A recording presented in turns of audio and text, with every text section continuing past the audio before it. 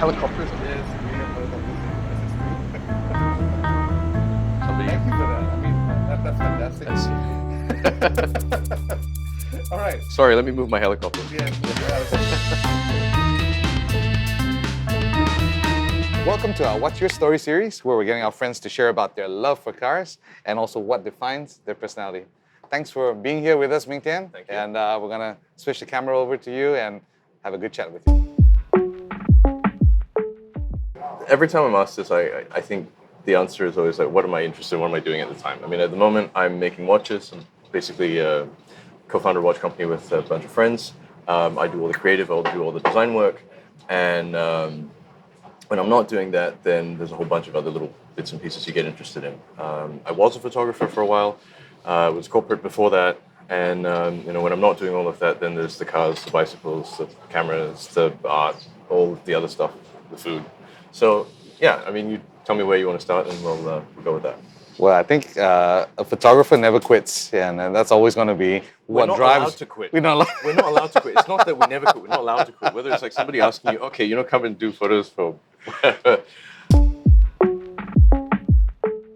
My daily driver is a Taycan Turbo wagon. So it's Taycan Turbo Cross Turismo, whatever they call it these days. Yeah. I have a 911 991.2 GT3 Club Sport manual. I have an Alpha 4C competition. I share an M5 competition with my wife, but that's kind of disappeared since she took it. I haven't driven it in the last 4 months. What is your dream garage, and how many cars in it? Realistically or unrealistically? Realistically, I'm there. Okay. Unrealistically? Yeah. Okay, no, I need to add one more car to the garage. See, it's impossible.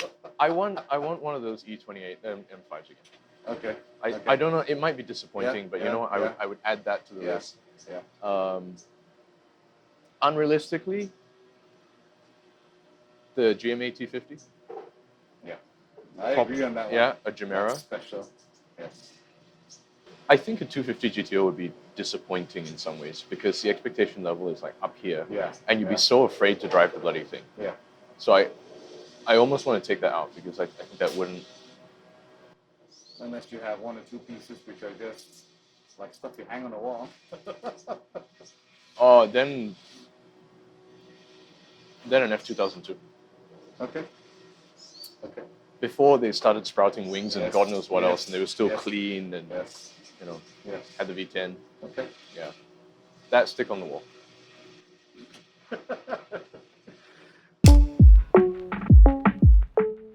it a specific experience, a person? It's always been there. An event, It has to have started somewhere. Okay, there's always been this like idle curiosity. Yeah. I don't know where it came from. Okay. It's always been there. Okay. My dad had an E28 M5.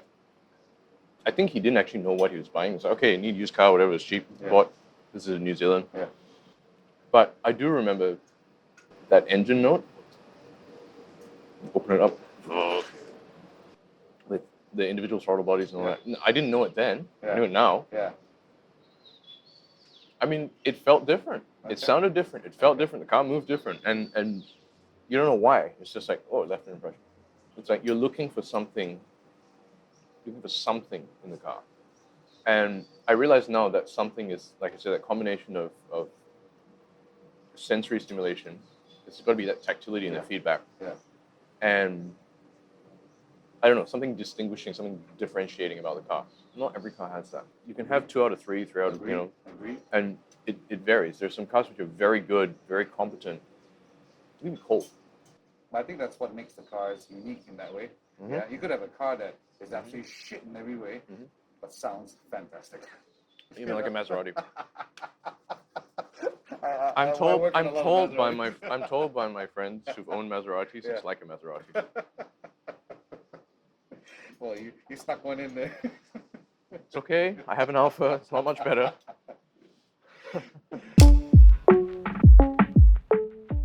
I owned an Audi A2 at one point. And a Honda City. No, wait, people know that. A2. Why the A2? And when was this? I did not know about After this. I just got my driving license. Okay. I got my driving license only at 19. Okay. So it's a bit late. But You've caught up. in the UK you can get it much earlier, so you can get the learning permit I think at 15 or whatever. So my brother was getting his learning permit. We shared a car. I wasn't really in the UK that much. He, for whatever reason, picked an A2. Wasn't my choice. You're forgiven then. Not my choice. I've never seen a car that can do 80 mpg though. Would you want to? Not again, right? Would I have an A2 again? No. No, I would not. I think the pandemic has made me realize a few things. One is we can't sit around in isolation as antisocial as I normally am.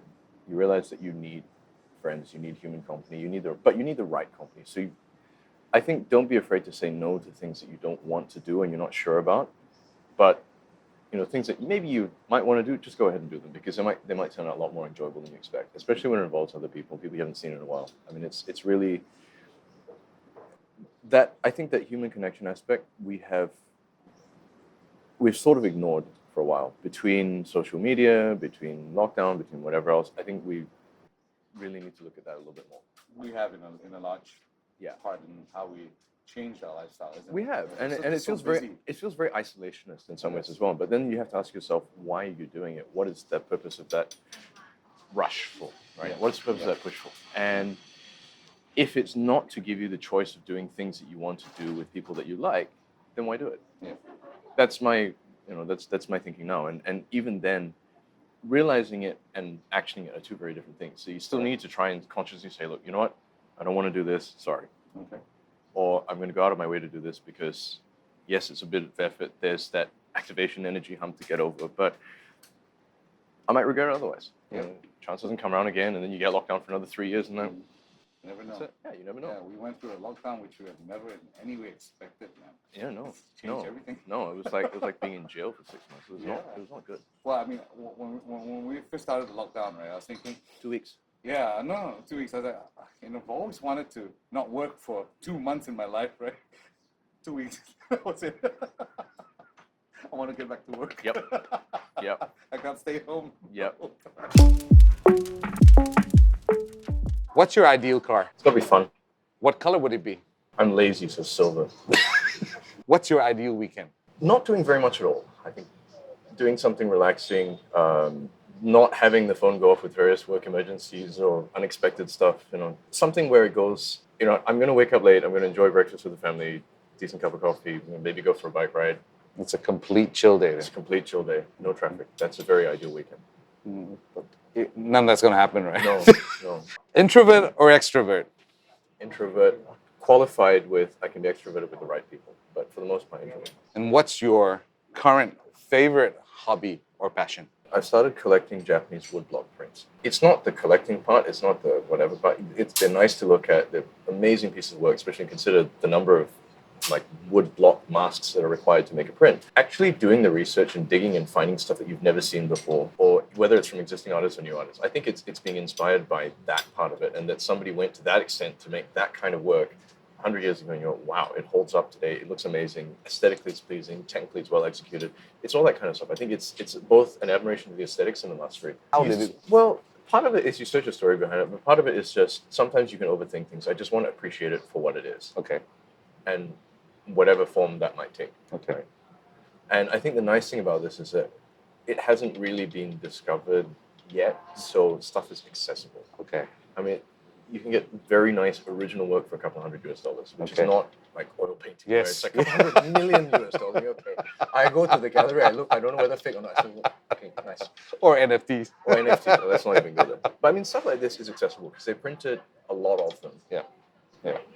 Not everything survived. I mean, there's condition variances, and then stuff from the start of the run to the end of the run is different because the blocks wear out. Yeah. And you get different nuances. And sometimes the first ones aren't the best looking ones. Sometimes it's like things have blended and decayed a little, and the colors are better. It's like, oh, there's a sort of nice difference between tonal zones.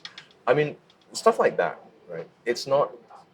It's left it a little bit more accessible for you to understand what's going on. It's not like there are how many 15, 20 Da Vincis and Yeah. You know, Yeah. you can't compare an early work to a late work side by side and go, I like that one better. No, it's just not possible, right? I agree.